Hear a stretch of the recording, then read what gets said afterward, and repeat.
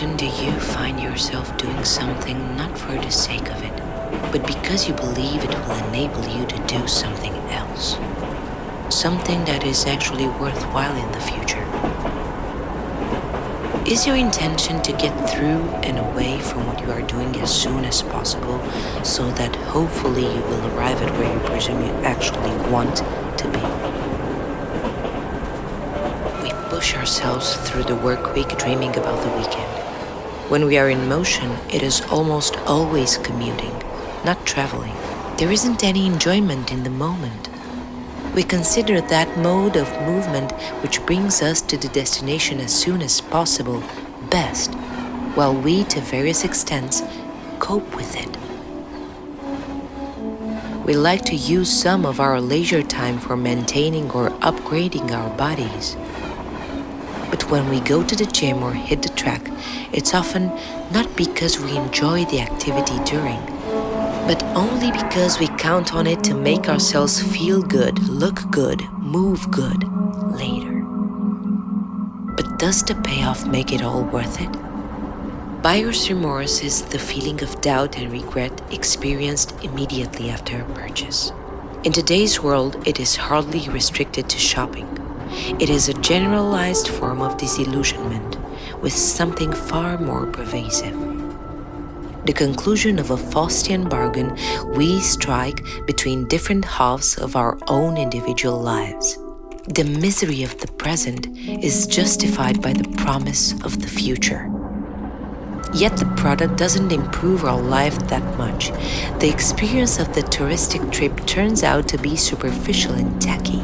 The workout doesn't stop us from aging. Can retirement make up for a lifetime of undesired work? The time we spend earning for these is all too real and irreversible. Yet the reward proves transitory and illusory. We are released from anxiety straight into regret. Yes, it's buyer's remorse. We spend half our life in the hopes of purchasing the other. Our life activities are not only divided into parts, they are specialized at this sub-individual level and optimized. They are sped up. We work in narrower ways and faster. We travel more cramped up faster. We work out more professionally faster. Doing things this way is considered to be smart, efficient. Yes, we may indeed be getting more efficient at performing the parts, but there is another side to this. Speeding up the parts can never compensate for the loss suffered at the level of the whole. Call it a loss of systemic efficiency. We optimize processes of living, but not total systems of life.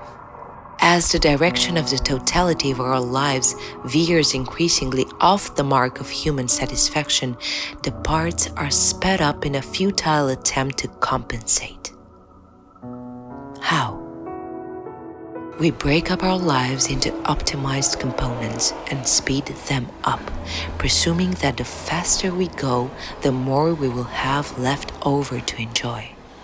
We try to move between these spheres of activity as fast as possible.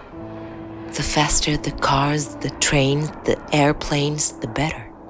Where that is no longer sufficient, we seek to obliterate distance and delay through instant communication, pushing up against the ultimate horizon of interaction at light speed. We are forever attempting to construct bridges from where we are to where it seems we need to be, and we incessantly race upon them. Yet it feels like we have to run faster just to remain in place. We are running in lanes, in a world made not of, by, and for ourselves, but them. Visages of the disarticulation of our own existence. The owners, employers, managers, the decision makers. The competitive system to which they are adapted to operate in inevitably drags us along into the hamster wheel.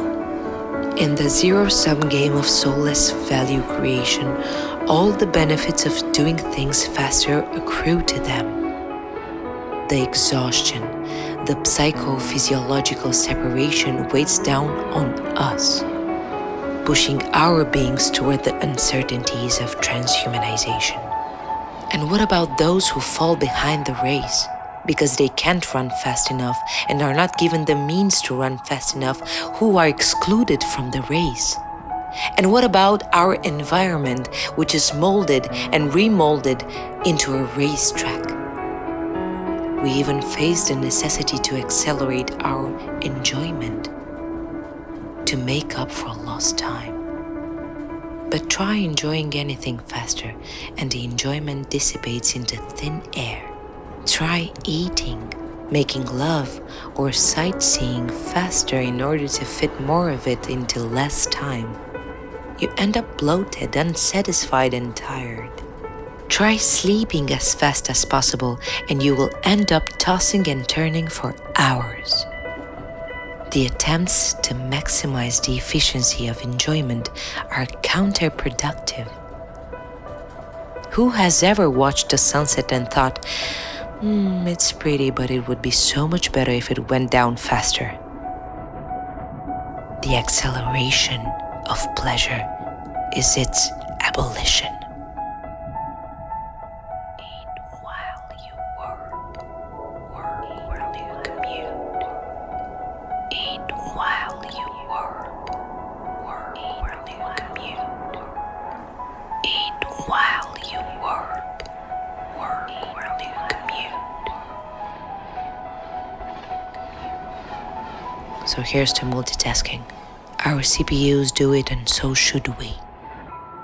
What we really yearn for is not multitasking but unitasking. We long for a unitary, holistic experience of being where effort, socialization and play, learning and aspiration are not components, but aspects of the same temporal psychosocial flow. Like an artisan perhaps, who hones their skills distilled through generations, bestowing the pride of creation in a dance of individuality and social tradition. Or a grower whose harvest is festival and whose spiritual imagination is immanent to producing on a commons. Just wondering, maybe we wouldn't feel the motivation to do the things we do as fast as possible if we were enjoying them.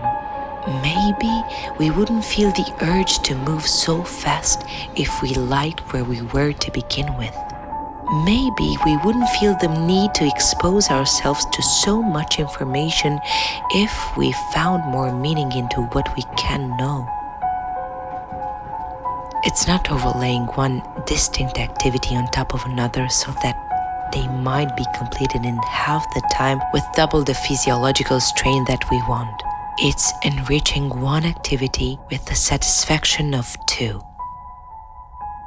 We can aim to build in the morning, criticize in the afternoon, and write poetry in the evening. Yes, but how lovely it would be to rediscover these activities in their multi-faced richness. Think about how to improve your technique as you create useful things for your community. Turn your pursuit of poetry into the reason to learn the language in which to critique with love. What if we were to optimize our transportation less towards taking us to the space to live in and more towards providing a space to live in the here and now? Perhaps it is not so much high-speed rail that we need, but living space rail, where transportation is no longer a non-place, but a lived place. Does it matter how long a journey takes if it doesn't diminish your living but adds to it? We could need less leisure and less consumption to compensate if our productive activities and motions were not so tedious and exhausting. We could find ways to become less tourists and more journey people. Structure our economy to stimulate both mental and manual development. Stop racing. Start breathing. But we can't do it on our own. Set as we are in rivalry against each other, driven to compete ever faster in separation.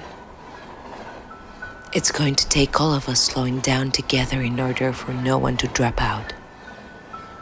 And it will require us to replace the decision makers with, well, us. Eat while we love. Love while we slow down. Eat slow while we love. Love while we slow down. Slow. Eat while we love. Love while we slow down.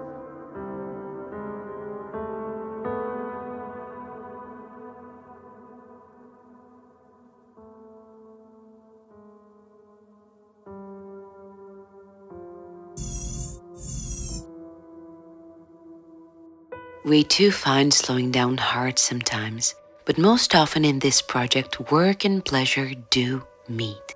Sometimes our work is too philosophical, other times not enough.